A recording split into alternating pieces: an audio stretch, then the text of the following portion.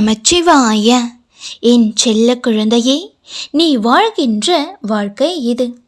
எத்தனை முறை வாழப்போகிறாய்? ஒரு முறைதானே.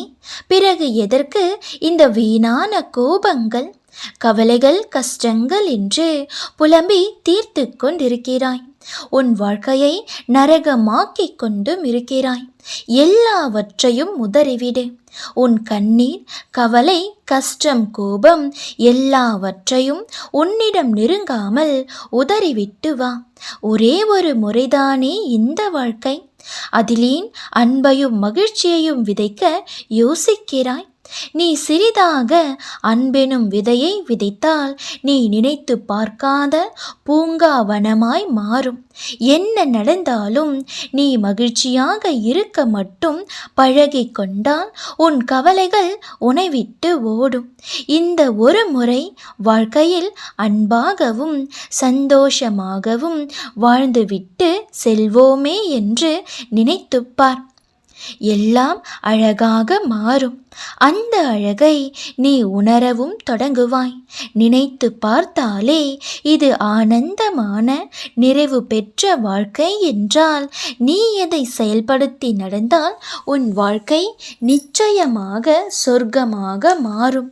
தோல்வி, மன கஷ்டம், துன்பம் என எதிர்மறை உன்னை சூழும் போது உன் நம்பிக்கையால், பொறுமையால், அன்பால் எதிர்மறையை நேர்மறையாக நிரப்பு.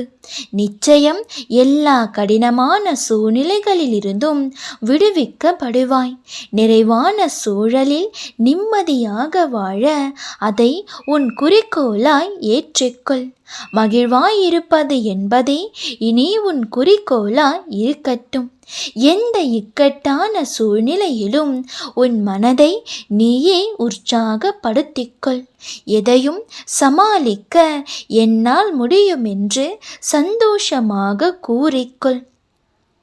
நிச்சயம் நினைத்து பார்க்காத நிறைவான திருப்தியை பெறுவாய். மாற்றங்கள் நிறைந்த விஷயங்கள் நிகழவும் ஆரம்பிக்கும்.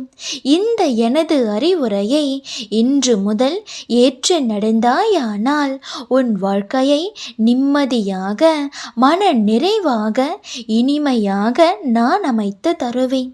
அதனால் நீ எதற்கும் கலங்காதே. உன்னுள் நிச்சயம் வெற்றி என்ற தீபத்தை நான் ஏற்றுவேன். இது நான் உனக்கு தரும் அன்பான அறிவுரையாகவோ அல்லது கட்டளையாகவோ உத்தரவாகவோ வைத்துக்கொள். என் பிள்ளையான நீ இன்று முதல் அன்பாகவும் மகிழ்ச்சியாகவும் உன் எதிர்கால வாழ்க்கையை மகிழ்ச்சியாக வாழ தயாராக இரு. இந்த அன்பையும் மகிழ்ச்சியையும் உன் எதிர்கால வாழ்வில் வட்டியுடன் திரும்ப பெறுவாய். பல மடங்காக திரும்ப பெறுவாய். நம்பிக்கையோடே இரு. ஓம் நமச்சிவாய.